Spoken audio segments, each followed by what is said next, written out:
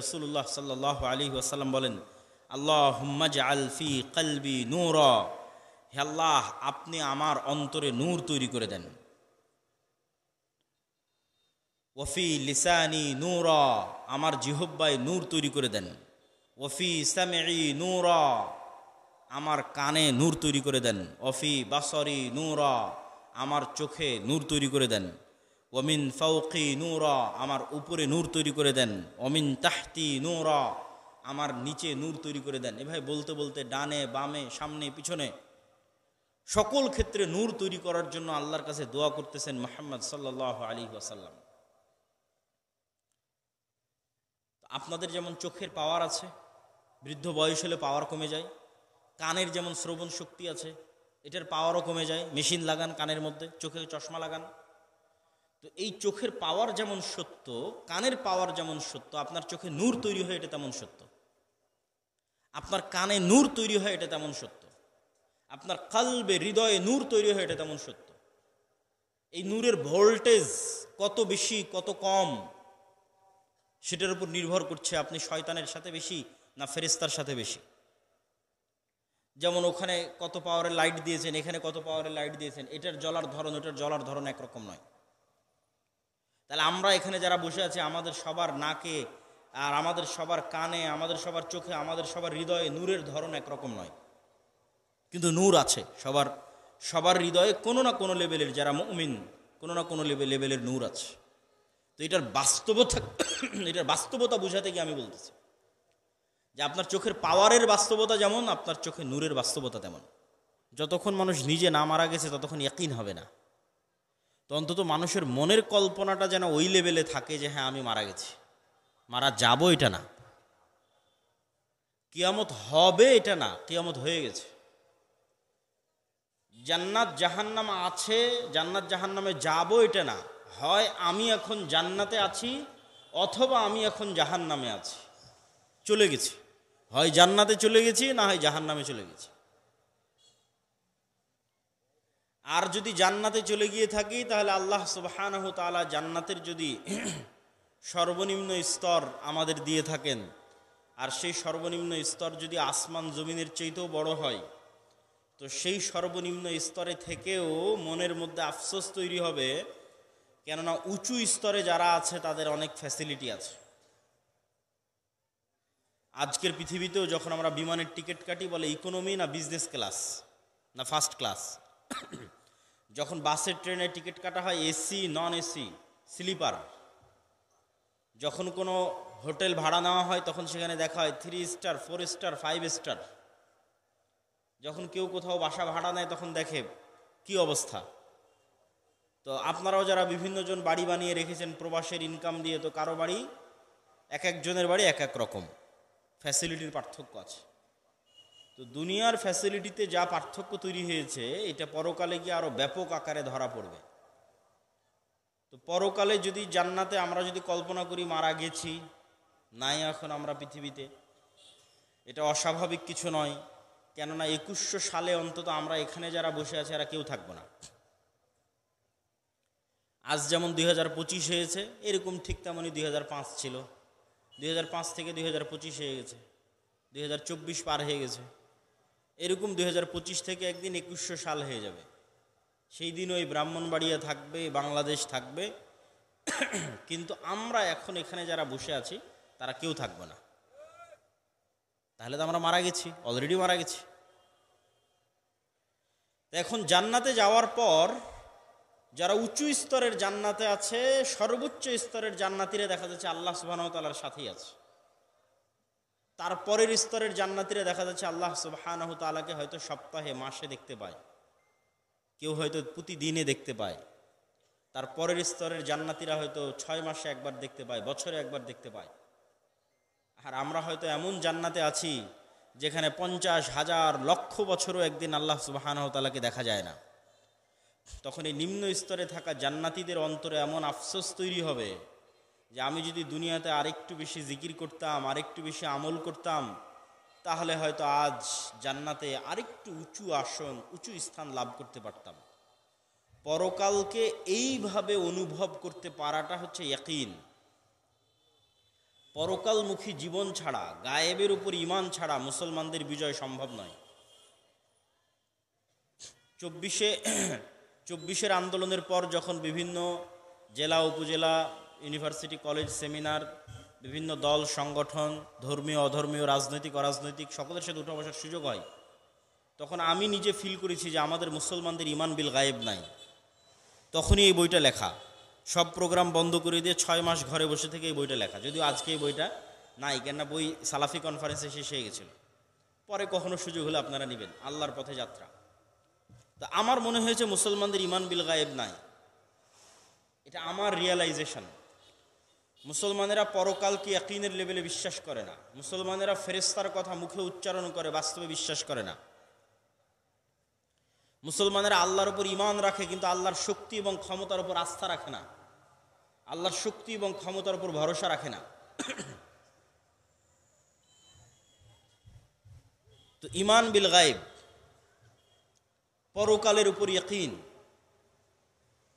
গায়েবের উপর ইয়াকিন। গায়েবের মধ্যে 6টা বিষয়, ঈমানের 6টা বিষয়। তার মধ্যে 1 নম্বরই আল্লাহ, 2 নম্বরই ফেরেশতা। তো আমরা আজকে সংক্ষিপ্ত আলোচনা করব আখিরাতের উপর, আখিরাতের ইয়াকিনের উপর। সংক্ষিপ্ত আলোচনা করব ফেরেশতাদের উপর ঈমান, ফেরেশতারা আছে তার উপর ইয়াকিন।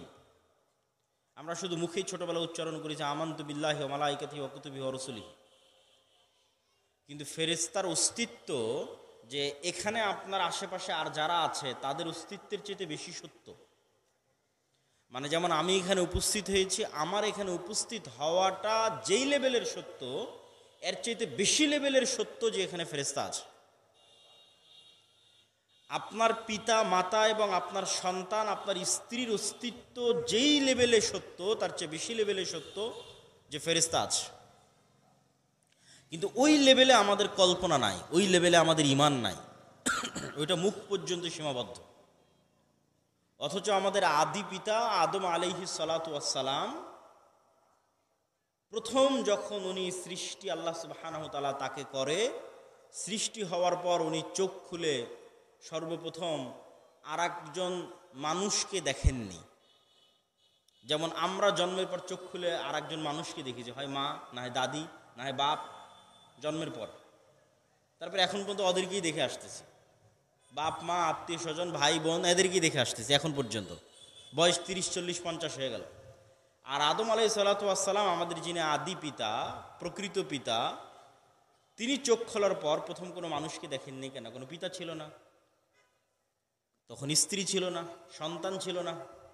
প্রথম দেখেছেন তো ভিন্ন জগতের 2 প্রাণীকে দেখেছেন, একটার নাম ফেরেশতা, একটার নাম জিন।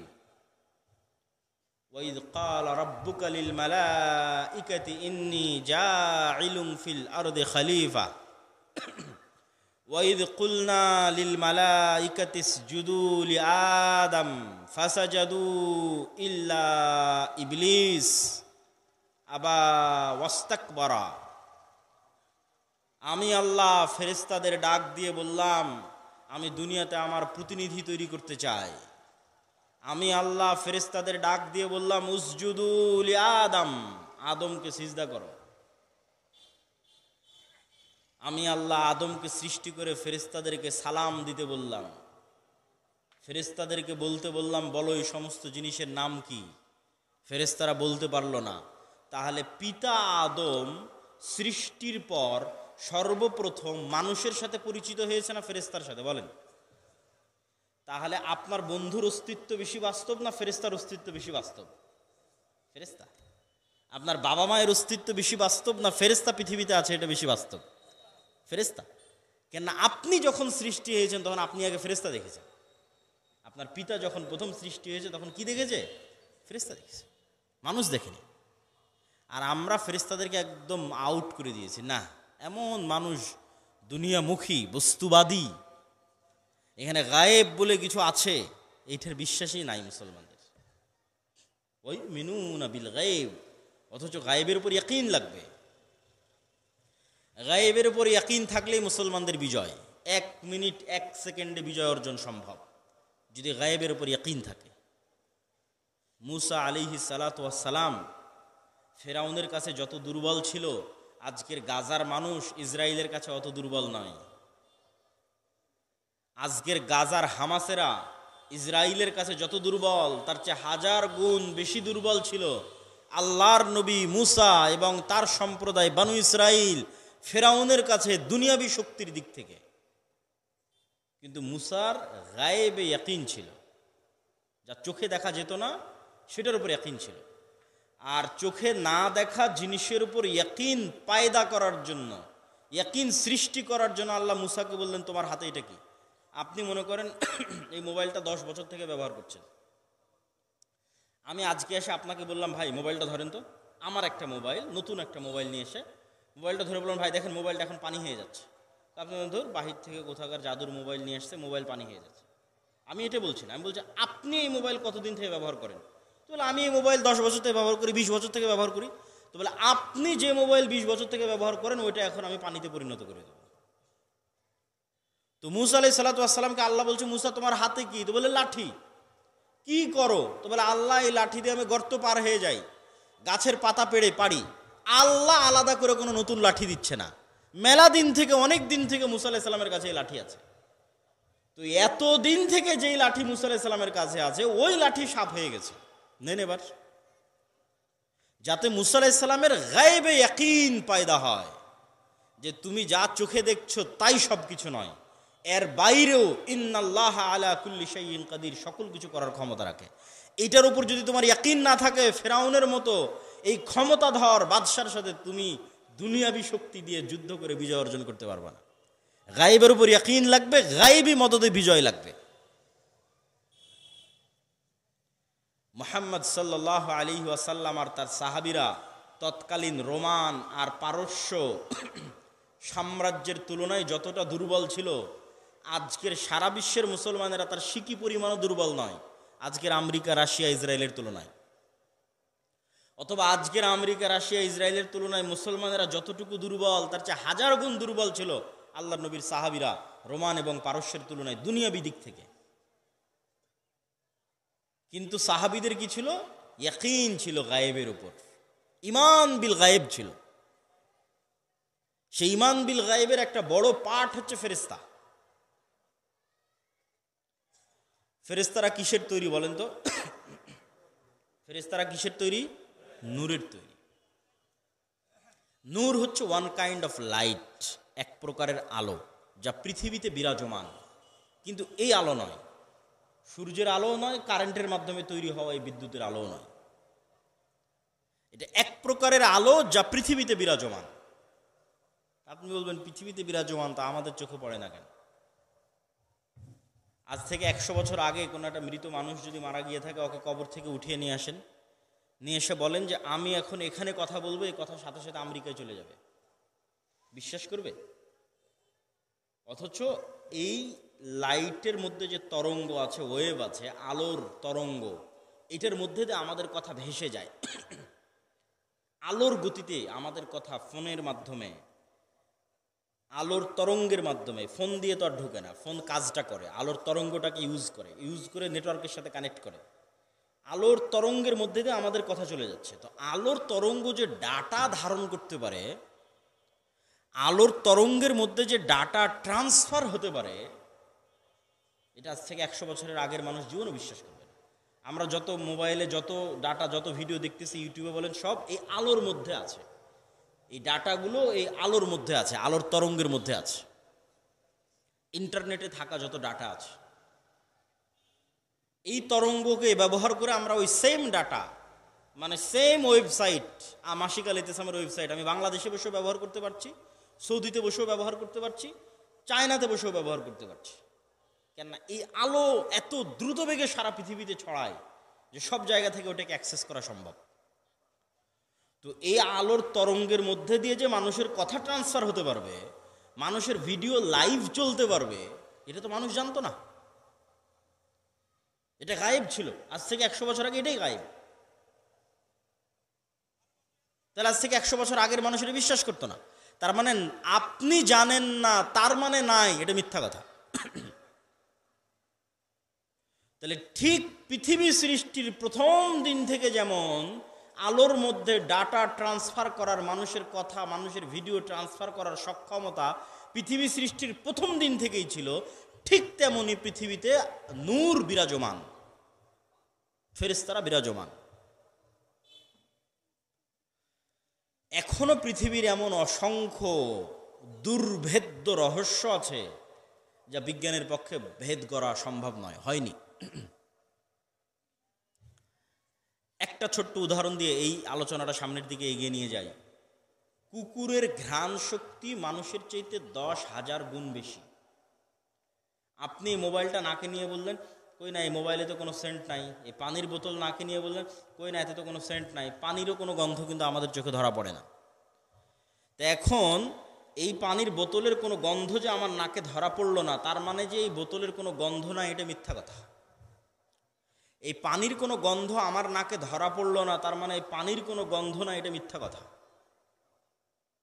মানুষের চাইতে 10,000 গুণ গন্ধ শুঁকতে পারে, ঘ্রাণ নিতে পারে যে প্রাণী, ও তো এই পানি বহু দূরে থাক, মোবাইল বহু দূরে থাক, জামা কাপড় বহু দূরে থাক, করোনা ভাইরাসের মতো ভাইরাস, ক্যান্সার সেলের মতো সেলের গন্ধ কুকুর নিতে পারে। ওইটার গন্ধ যন্ত্রও নিতে পারে না। মানে কুকুর যেই লেভেলের গন্ধ রিসিভ করে, ওই লেভেলের গন্ধ রিসিভ করার মতো কোনো যন্ত্র পৃথিবীতে আবিষ্কার হয়নি। তাহলে এখন বিজ্ঞানীরা যদি পরীক্ষা করে বলে যে না, এই ক্যান্সার সেলের কোনো গন্ধ নাই, এটা মিথ্যা কথা। ওই ক্যান্সার সেলের গন্ধ আছে আল্লাহর সৃষ্টি, কুকুর জানে। আমি মনে হয় কথা বুঝাতে পারি, না বুঝাতে পারলে সেটা আমার ব্যর্থতা। ঠিক পৃথিবীতে এমনও লেভেলের আওয়াজ আছে, যেই লেভেলের আওয়াজ মানুষ শোনে না, মানুষের তৈরি করা কোনো যন্ত্রের পক্ষ ধারণ করা সম্ভব না। এটা পিঁপড়া চলে যাচ্ছে, আপনি বলেন কই পিঁপড়ার যাওয়ার তো কোনো আওয়াজ হয় না। ভাই, ওর যাওয়ারও আওয়াজ আছে, কিন্তু তুমি শুনতে পাও না। তোমার তৈরি করা কোনো যন্ত্র শুনতে পায় না, কিন্তু আল্লাহর আর এক সৃষ্টিজীব শুনতে পায়, হাতি শুনতে পায়। এরকম সূক্ষ্ম থেকে সূক্ষ্ম আওয়াজ শোনার মতো আল্লাহর পৃথিবীতে সৃষ্টিজীব আছে। তো ওই রকম সূক্ষ্ম থেকে সূক্ষ্ম লাইট দেখার মতো, আলো দেখার মতো আল্লাহ সুবহানাহু ওয়া তাআলার পৃথিবীতে সৃষ্টিজীব আছে। রাসূলুল্লাহ সাল্লাল্লাহু আলাইহি ওয়াসাল্লাম বলছেন, ইজা সামি'তুম সিয়াহাদ দিকা, যখন তোমরা মোরগের আওয়াজ শোনো, ফাসআলু, তখন আল্লাহর কাছে কল্যাণ চাও। ফাইন্নাহা রাআত মালাকান, কেননা মোরগের দেখার দৃষ্টিশক্তি ওই লেভেলের সূক্ষ্ম যে নূরের আলো মোরগ দেখতে পায়। বলেন আল্লাহু আকবার। রাসূল সাল্লাল্লাহু আলাইহি ওয়াসাল্লামের হাদিস। তার মানে নূর পৃথিবীতে অস্তিত্বশীল, বিরাজমান।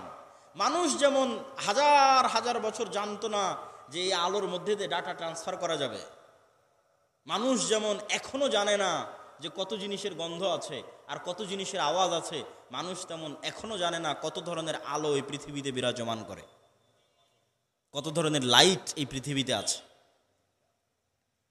রাসূলুল্লাহ সাল্লাল্লাহু আলাইহি ওয়াসাল্লাম বলেন, ওয়াইদা সামি'তুম নাহাকাল হিমার, আর যখন তোমরা গাধার আওয়াজ শোনো, তখন আল্লাহর কাছে শয়তান থেকে পরিত্রাণ চাও।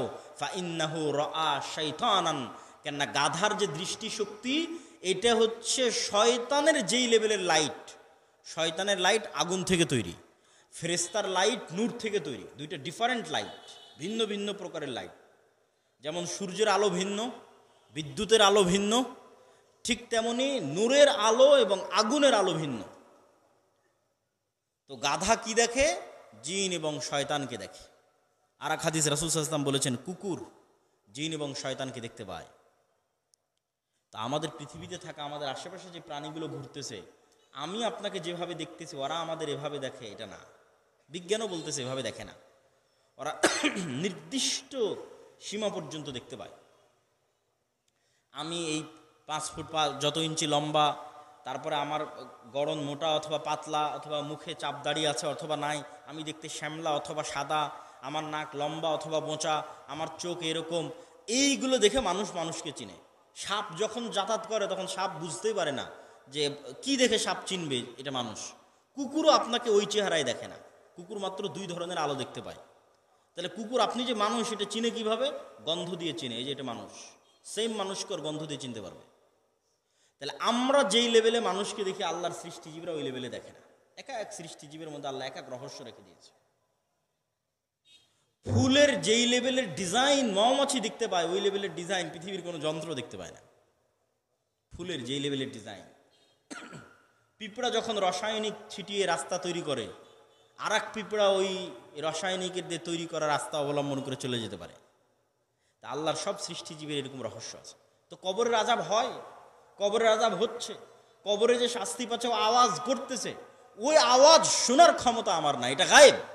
এটার উপর ইয়াকিন লাগবে আল্লাহর সৃষ্টিজীব শুনতে পাচ্ছে। এই গায়েবের উপর ইয়াকিন দরকার।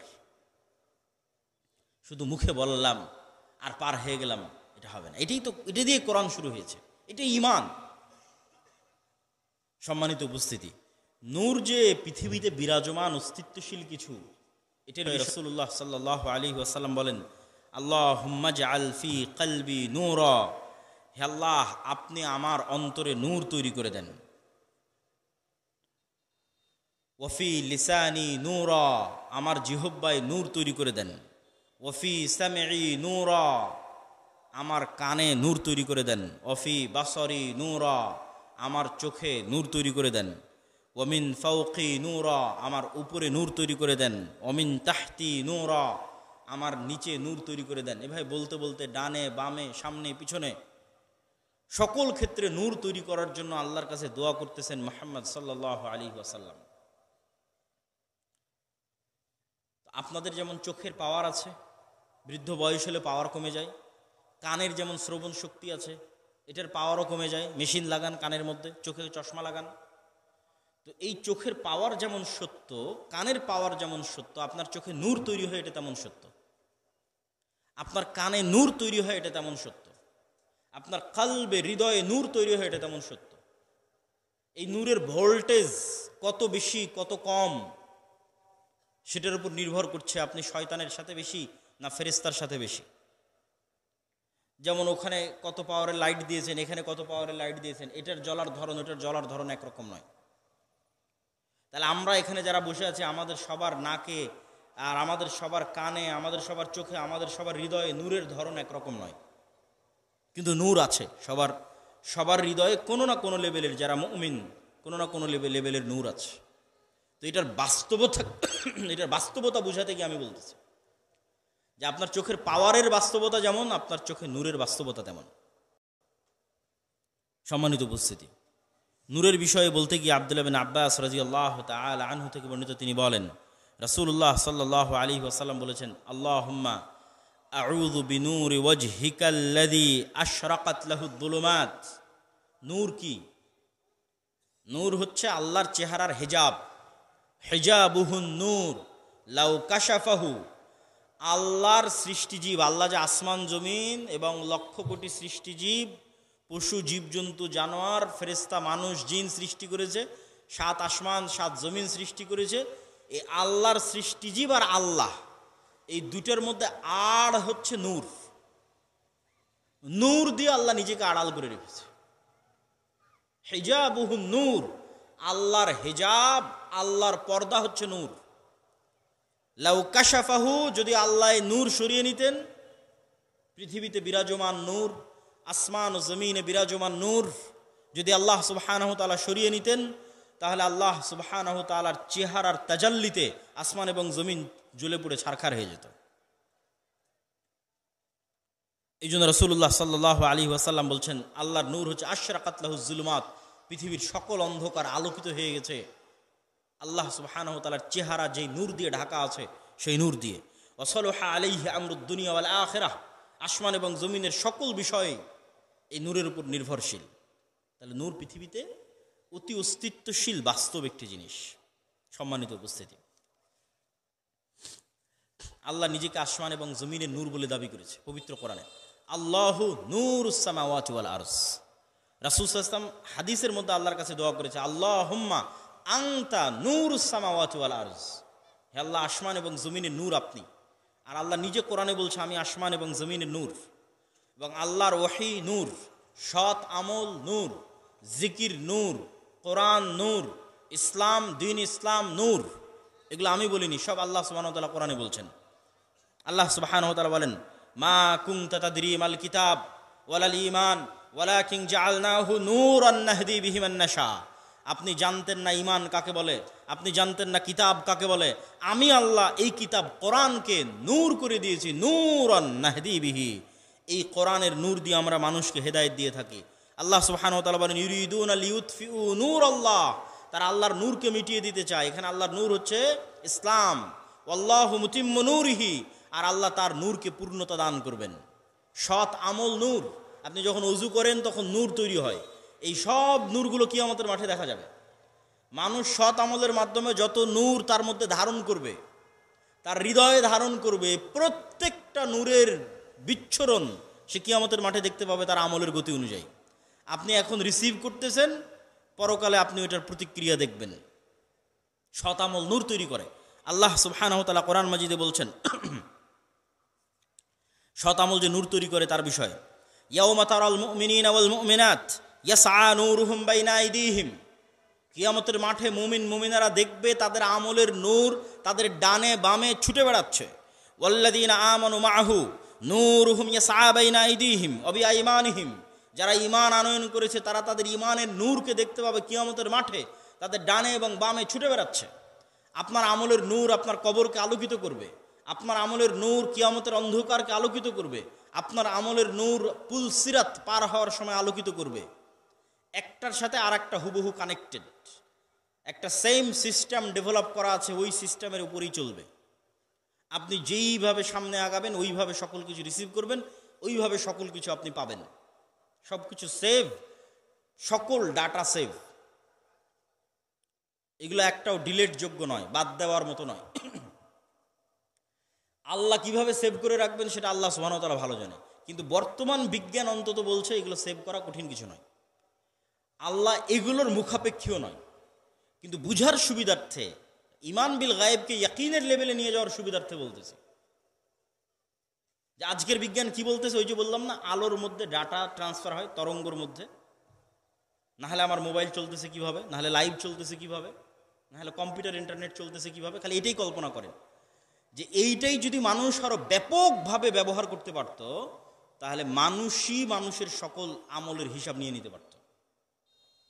শুধু যে মানুষই এই লাইটের মধ্যে যে ডাটা ট্রান্সফার হয়, এটাকে যদি মানুষই শক্তিশালীভাবে ব্যবহার করতে পারতো, পাওয়ারফুল ওয়েতে, যদি মানুষের ক্ষমতা থাকতো, তাহলে মানুষই মানুষের হিসাব নিতে পারতো। কিভাবে বলি, আমরা যদি আলোর চাইতে বেশি গতির কোনো মেশিন আবিষ্কার করতে পারি, কোনো যন্ত্র আবিষ্কার করতে পারি, এটা সম্ভব নয়। কল্পনার জগতে বলতেছি, এটার বাস্তবতা বোঝানোর জন্য, যে আমরা আলোর চাইতে গতিশীল কোনো যন্ত্র আবিষ্কার করলাম। আলোর চেয়ে গতিশীল যন্ত্র আবিষ্কার করে আমি আজ থেকে 20 বছর আগে সফর করে চলে গেলাম। যেমন ট্রেন যত গতিতে চলে, আমি যদি আমার প্রাইভেট কার ওর চেয়ে বেশি গতিতে চালাই বা আমার বিমান ওর চেয়ে বেশি গতিতে চালাই, তাহলে সিলেট থেকে যেই ট্রেন ছেড়ে ঢাকা পৌঁছবে বা চিটাগাং থেকে ঢাকা পৌঁছবে, আমার বিমান ওর আগে ঢাকা পৌঁছে গেছে। তাহলে এই যে আলো ছুটতেছে, এই আলো 20 বছর তার গতিতে চললে যত দূর যাবে, আমি ওর চেয়ে বেশি স্পিডে ওর আগে চলে গেছি। ওর আগে চলে গিয়ে এখন যে আলোটা আসতেছে, এই আলোতে যদি আমি এই মোবাইলের মতোই দামি কোনো যন্ত্র বসাই, ওই ক্যামেরার মতো দামি কোনো যন্ত্র বসাই, তাহলে আমি নিজে আজ থেকে 20 বছর আগে কি কথা বলেছি তা আমি শুনতে পাবো। আমি নিজে আজ থেকে 20 বছর আগে কি করেছি তা লাইভ দেখতে পাবো। যদি 1400 বছর আগে এরকম সফর করে যাওয়া যায়, তাহলে বদরের যুদ্ধ লাইভ দেখা যাবে, মুহাম্মদ সাল্লাল্লাহু আলাইহি ওয়াসাল্লামের কথা লাইভ শোনা যাবে, লাইভ। কেন, ডাটা তো হারায়নি, আলোর মধ্যে সেভ হয়ে আছে সব ডাটা। মানুষ যা করছে, মানুষ যা বলছে, সব সেভ। এখন মানুষ সীমিতটুকু কাজে লাগাতে পারছে, মোবাইলের মাধ্যমে সীমিতটুকু কাজে লাগাতে পারতেছে। কিন্তু মোবাইলের মাধ্যমে যতটুকু কাজে লাগাতে পারতেছে, এতটুকু তো আমি যখন মোবাইল ইউজ করছি না, তখনও তো আমি কথা বলছি, তখন তো আমার এই কথাগুলো আলোর মধ্যে সেভ হয়ে থাকতেছে। যে কেউ ধরতে চাইলে ধরতে পারবে। আল্লাহ এইটার মুখাপেক্ষে আমি এটা বলতেছি না, কিন্তু এটা কত বাস্তব সেটা বুঝাচ্ছে, এটা কত সত্য সেটা বুঝাচ্ছে, যে আমাদের কিছুই হারানো সম্ভব নয়, একটা কথাও হারানো সম্ভব নয়, আমাদের একটা কাজও হারানো সম্ভব নয়, সব আলোর মধ্যে সেভ হয়ে আছে। মানুষের যদি ক্ষমতা থাকতো, মানুষের হিসাব নিয়ে নিত। কাফা বিনাফসিকাল ইয়াউমা আলাইকা হাসিবা, আজকে তোমার হিসাবের জন্য তুমিই যথেষ্ট। সম্মানিত উপস্থিতি, তাহলে কিয়ামতের মাঠে মানুষ তার আমলের নূরকে দেখতে পাবে। যারা উজু করেছে ওদের অঙ্গ প্রত্যঙ্গগুলো কিয়ামতের মাঠে আলোকোজ্জ্বল হয়ে থাকবে। এই নূরের তৈরি হচ্ছে ফেরেশতা। তো ফেরেশতাদের সম্পর্কে আমাদের ঈমান এবং সাহাবীদের ঈমানের মধ্যে পার্থক্য দেখেন, যে আমাদের ঈমান এবং সাহাবীদের ঈমানের মধ্যে পার্থক্য ফেরেশতাদের বিষয়। জাবির রাদিয়াল্লাহু তাআলা আনহু থেকে বর্ণিত, তিনি বলেন রাসূলুল্লাহ সাল্লাল্লাহু আলাইহি ওয়াসাল্লাম বলেন, সাদ বিন মুআজ একজন বিখ্যাত আনসারী সাহাবী, আউস এবং খাজরাজ গোত্রের প্রধান, খন্দকের যুদ্ধে শহীদ হয়েছেন। রাসূল সাল্লাল্লাহু আলাইহি ওয়াসাল্লাম বলছেন, তার মৃত্যুতে ইহতাজ্জালাহু আরশুর রহমান, রহমানের আরশ কেঁপে উঠেছে। ওয়া ফুতিহাত লাহু আবওয়াবুস সামা, আসমানের সকল দরজাগুলো খুলে দেওয়া হয়েছে। ওয়া শাহিদাহু সাবউনা আলফাম মিনাল মালায়েকা, আর সাদ বিন মুআজের জানাজায় ৭০,০০০-এরও বেশি ফেরেশতা অংশগ্রহণ করেছে। এটা রাসূল সাল্লাল্লাহু আলাইহি ওয়াসাল্লাম সাহাবীদের বলতেছে। জাবের রাদিয়াল্লাহু তাআলা আনহুর পিতা উহুদ যুদ্ধে মারা গেছে, উনি পিতার লাশের পাশে দাঁড়িয়ে কাঁদতেছে। রাসূল সাল্লাল্লাহু আলাইহি ওয়াসাল্লাম বলতেছে, লা তাবকি, কাঁদো না। মা জালাতিল মালাইকাতু তুজিল্লুহু বিআজনিহাতিহা, তোমার বাবাকে অসংখ্য ফেরেশতা তোমার বাবার লাশকে ছায়া দিয়ে আছে। বলেন আল্লাহু আকবার। তাহলে জাবের রাদিয়াল্লাহু তাআলা আনহুর ফেরেশতার উপর বিশ্বাসের লেভেল, সাহাবীদের ফেরেশতার উপর বিশ্বাসের লেভেল, আর আমাদের ফেরেশতার উপর বিশ্বাসের লেভেল পার্থক্য করবেন। আবু সাঈদ খুদরী রাদিয়াল্লাহু তাআলা আনহু বলছে, উসাইদ বিন হুযাইর নামে একজন সাহাবী রাতের অন্ধকারে কোরআন তেলাওয়াত করতেছে, পাশে ছোট বাচ্চা শুয়ে আছে, তার কোরআন তেলাওয়াতে তার ঘোড়া লাফাচ্ছে। ঘোড়ার লাফানিতে বাচ্চা আহত হতে পারে আশঙ্কায় কোরআন তেলাওয়াত থামিয়ে দিয়েছে। কোরআন তেলাওয়াত থামাতে ঘোড়াও থেমে গেছে। আসমানের সাথে যোগাযোগ কঠিন নয় তো, আসমানের সাথে যোগাযোগ অনেক সহজ। সম্মানিত উপস্থিতি, তাহলে আমরা আপনাদের সামনে আলোচনা করছিলাম ঈমান বিল গায়ব, পরকালের উপর ঈমান, গায়েবের ঈমান ইয়াকিনের লেভেলে নিয়ে যাওয়া, ফেরেশতাদের উপর ঈমান ইয়াকিনের লেভেলে নিয়ে যাওয়া। এই জ্ঞানগুলো অর্জন করে আপনার লাভটা কি? দেখেন, পৃথিবীর সব মানুষ হয় ফেরেশতার বন্ধু, না হয় শয়তানের বন্ধু। রাসূল সাল্লাল্লাহু আলাইহি ওয়াসাল্লাম বলছে যে আমাকে জিবরাইল এত বেশি পরিমাণে মেসওয়াক করতে বলে যে আমার দাঁতের মাড়ির গোস্তগুলো পর্যন্ত ছিলে যাচ্ছে। তো আল্লাহর নবীর এত সুন্দর পবিত্র মুখের গন্ধ যদি জিবরাইলকে কষ্ট দেয়, তাহলে আপনারা যারা এখানে বসে আছেন বা আশেপাশে ব্রাহ্মণবাড়িয়া কসবার যে মানুষগুলো রাত দিন বিড়ি সিগারেট খাচ্ছে, ওদের ধারে কাছে ফেরেশতা আসবে? একটু জোরে বলেন তো, ফেরেশতা আসবে? জীবনও আসবে না। তাহলে ওর সাথে সবসময় কে আছে? এত আস্তে বললে হবে, কে আছে? শয়তান আছে। লা তাদখুলুল মালায়েকাতু ফি বাইতিন ফিহি সুওয়ারুন আও কালব, ওই বাড়িতে ফেরেশতা প্রবেশ করবে না যেই বাড়িতে ছবি আছে, যেই বাড়িতে কুকুর আছে। আল্লাহ নবী বলছে আজকে জিবরাইল আসেনি। কেন আসেনি? ছবি ছিল, নামাও। তাহলে জিবরাইল আসবে। আল্লাহ নবী বলছে তোমরা পেঁয়াজ রসুন খেয়ে মসজিদে যেও না, ফেরেশতাদের কষ্ট হয়। রাসূলুল্লাহ সাল্লাল্লাহু আলাইহি ওয়াসাল্লাম বলছে যখন তোমরা জুমার দিন মসজিদে যাও, একদম সকাল থেকে নিয়ে খতিব সাহেব মিম্বারে উঠার আগ পর্যন্ত ফেরেশতারা লিপিবদ্ধ করতে থাকে কে কে আসতেছে। খতিব সাহেব মেম্বারে উঠে গেলে ফেরেশতারাও খাতা বন্ধ করে দিয়ে খতিব সাহেবের বক্তব্য শোনার জন্য তারাও বসে পড়ে। রাসূলুল্লাহ সাল্লাল্লাহু আলাইহি ওয়াসাল্লাম বলছেন যখন কেউ যদি প্রথম কাতারে দাঁড়ায়, কেউ যদি সালাত আদায় করার পর সালাতের জায়গাতেই বসে থাকে, তাহলে যতক্ষণ বসে থাকে ততক্ষণ ফেরেশতার জন্য দোয়া করতে থাকে। কত এরকম হাদিস নেবেন। ফেরেশতারা পবিত্র, তারা পবিত্রতা ভালোবাসে। আপনি পেশাব থেকে পরিচ্ছন্ন থাকেন না, যেখানে সেখানে দাঁড়িয়ে পেশাব করেন, আপনার জামা কাপড়ে পেশাব লেগে থাকে, আপনার ধারে কাছে জীবনও ফেরেশতা আসবে না। তাহলে আপনি কোত্থেকে ফিল করবেন যে ফেরেশতার অস্তিত্ব পৃথিবীতে আছে? আপনি তো শয়তানের গোলাম অবস্থায় আছেন, শয়তানের দাসত্বে আছে। সম্মানিত উপস্থিতি, প্রত্যেক মানুষের সাথে একটা শয়তান একটা ফেরেশতা।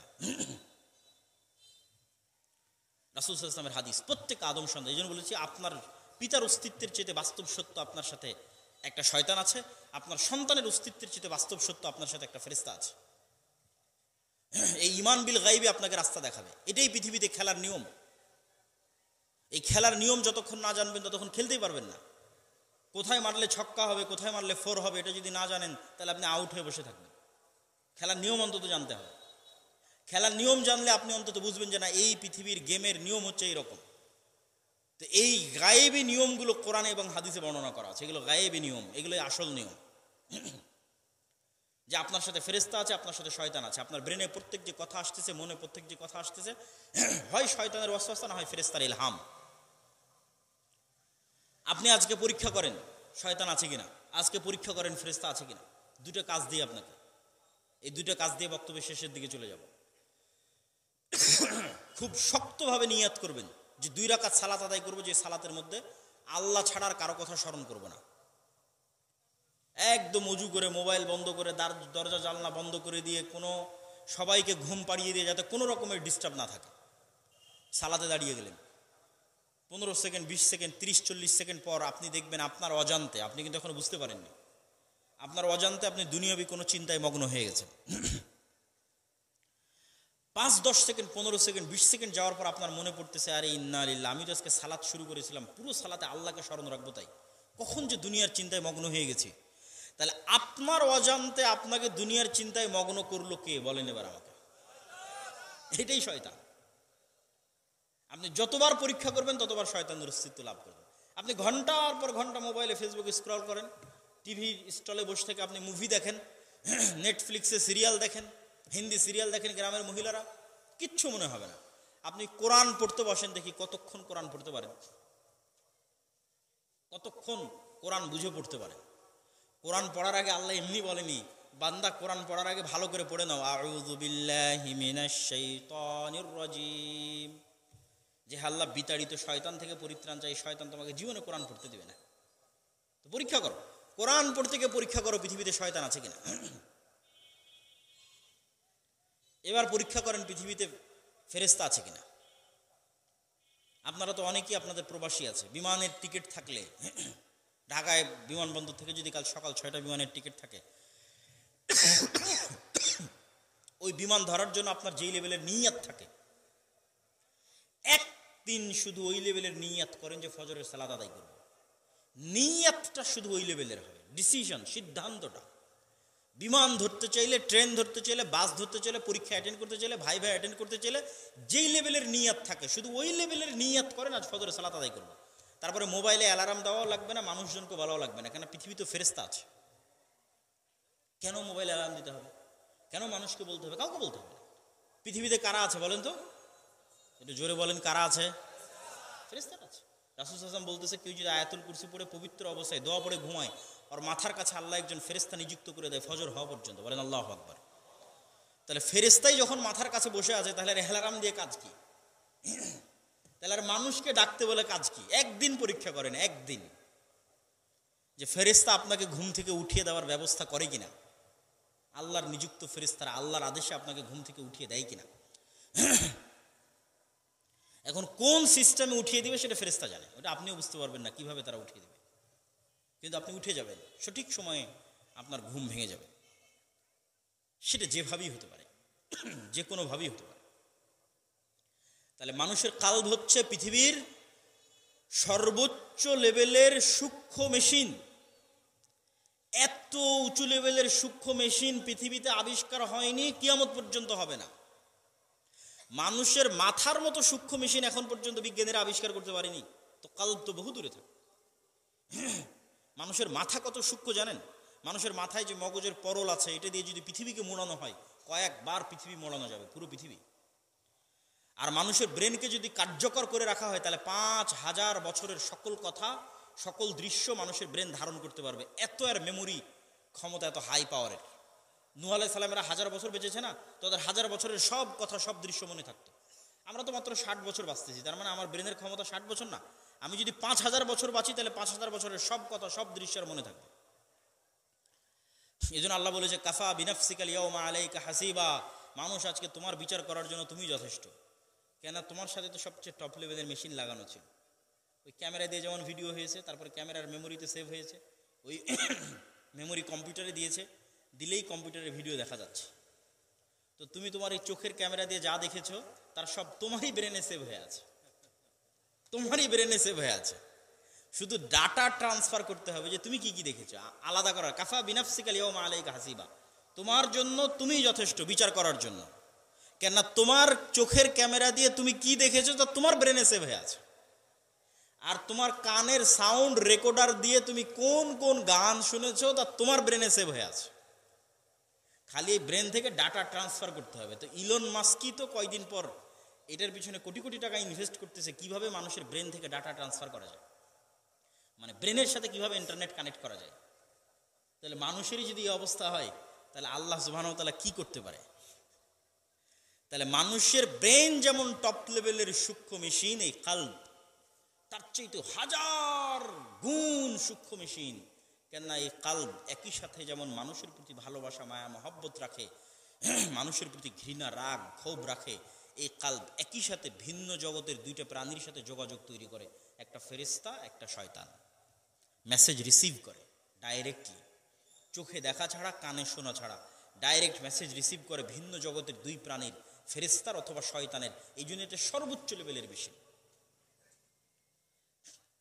এটার মধ্যেই রূহ আছে, এটার মধ্যেই মানুষের নফস আছে। সম্মানিত উপস্থিতি, তো গায়েবের বিষয়গুলো, পরকাল, আখেরাত, পুনরুজ্জীবন, ফেরেশতা, আল্লাহ, আল্লাহর অস্তিত্ব, আল্লাহর শক্তি, আল্লাহর ক্ষমতা, এই জিনিসগুলোর উপর যখন আমাদের ঈমান থাকবে ইয়াকিনের লেভেলে, তখন পৃথিবী বিজয় করা আমাদের জন্য কঠিন কিছু নয়। তখন অটোমেটিক সবাই দুনিয়ামুখী না হয়ে পরকালমুখী হবে। আর পরকালমুখী হওয়া ছাড়া মুসলমানদের সফল হওয়ার কোনো রাস্তা নাই, কোনো রাস্তা নেই। আজকে যদি আপনি আমাকে বাংলাদেশের ক্ষমতা দিয়ে দেন, কাল আমি, বাংলাদেশের মানুষ কাল আমার বিরুদ্ধে বিদ্রোহ করবে। কেন বিদ্রোহ করবে? কেন আমি বাংলাদেশের ক্ষমতায় গিয়ে যখন শরিয়া বাস্তবায়ন করব, তখন পৃথিবীর যারা বড় বড় দাদা, মোড়ল, বাবু আছে, এরা পছন্দ করবে না এর বিরোধিতা করবে? যখনই আর বিরোধিতা করবে, তখন আপনার বিরুদ্ধে কি দিবে? আপনাকে গৃহবন্দী করবে, আপনার বিরুদ্ধে পাবন্দি দিবে, অবরোধ দিবে, অর্থনৈতিক অবরোধ। ডলারে লেনদেন করতে পারবেন না, ইংল্যান্ড আমেরিকা থেকে আর আপনার ব্রাহ্মণবাড়িয়াতে ডলার ঢুকবে না, বিদ্যুৎ ভালো মতো কিনতে পারবেন না, আইফোন আর বাংলাদেশে ঢুকবে না। আস্তে আস্তে যত সুযোগ সুবিধা ব্যবহার করতেন, বিদ্যুতের, এসির, ফ্রিজের, সব সুযোগ সুবিধা কমে যাবে। এবার সব সুযোগ সুবিধা যখন কমে যাবে, পরের দিন ব্রাহ্মণবাড়িয়ার মানুষই মিছিল করবে, তোমার রাখো ইসলাম, দরকার নাই, আগে আমার এই দুনিয়াবী সুযোগ সুবিধার দরকার। অতএব সেকুলাররা ক্ষমতায় আছে, এরাই থাক। এই জন্য আপনি ক্ষমতায় গিয়ে ইসলাম প্রতিষ্ঠা করতে পারবেন না যতক্ষণ না মানুষের ইমান বিল গায়েব তৈরি হবে, পরকালকে বাস্তব মনে করতে পারবে, দুনিয়া কিছুই না। ওই পরকালের উপর যখন ইয়াকিন থাকবে, তখন দুনিয়া কিছু না। তখন আসহাবুল উখদুদের মতো আগুন, জ্বলন্ত আগুনে লাফ দিতে দ্বিধা করবে না। ওয়ামা নাকামু মিনহুম ইল্লা ইউমিনু বিল্লাহিল আজিজিল হামিদ। এই আসহাবুল উখদুদ, যাদের কথা সূরা বুরুজে বর্ণনা করা আছে, এদেরকে জ্বলন্ত আগুনে নিক্ষেপ করা হচ্ছে কোনো কারণে নয়। ওয়ামা নাকামু মিনহুম ইল্লা ইউমিনু বিল্লাহিল আজিজিল হামিদ।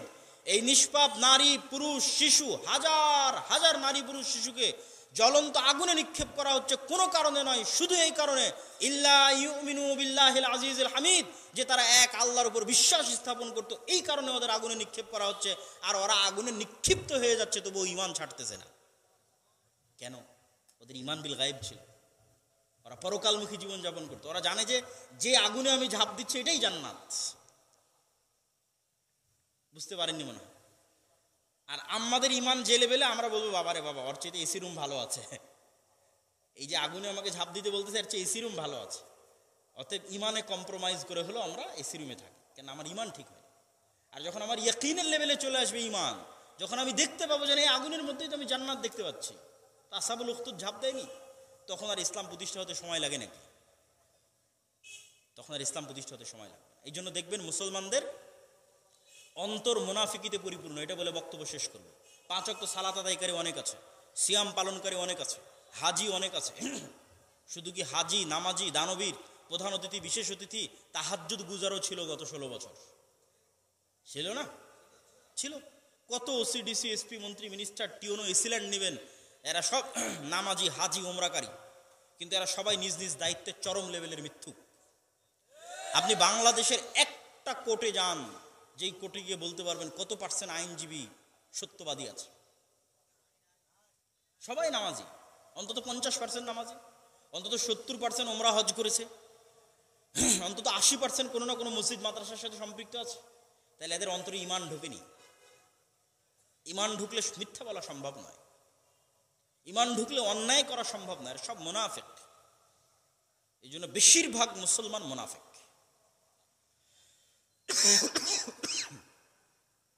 আপনি প্রবাসে যান, ইংল্যান্ড, ইউরোপে যান, যত বেশি মিথ্যা বলে মুসলমানেরা তাদের কাগজপাতি তৈরি করেছে, আর পৃথিবীর দ্বিতীয় কোনো জাতি এত বেশি মিথ্যা বলে ইংল্যান্ড, ইউরোপে আর আমেরিকায় কাগজপাতি তৈরি করে না।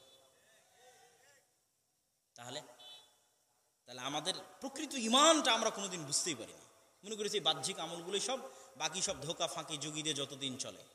এইভাবে তার ইসলামের বিজয় হবে না।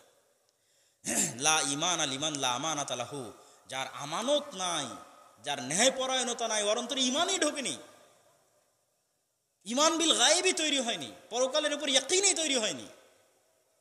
এই জন্য মিথ্যা বলছে, মানুষকে ধোকা দিচ্ছে, দুর্নীতি করছে।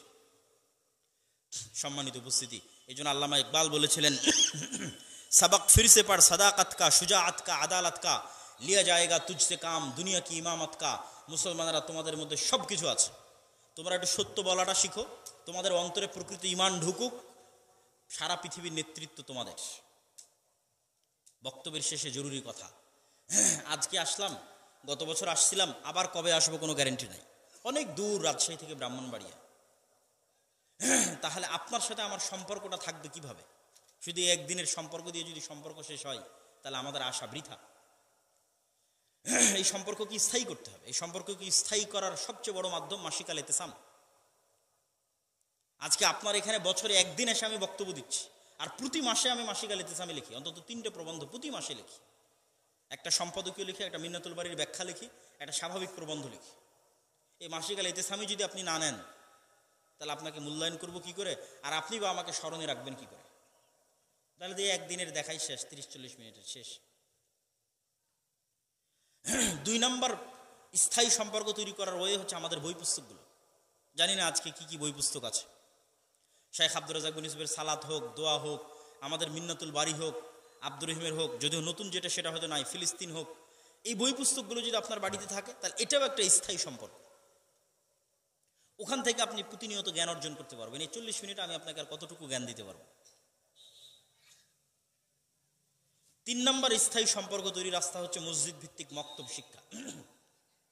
ব্রাহ্মণবাড়িয়া থেকেও যদি রাজশাহীতে মক্তব ট্রেনিংয়ের জন্য যায়, যাতায়াত খরচ আমরাই দিব।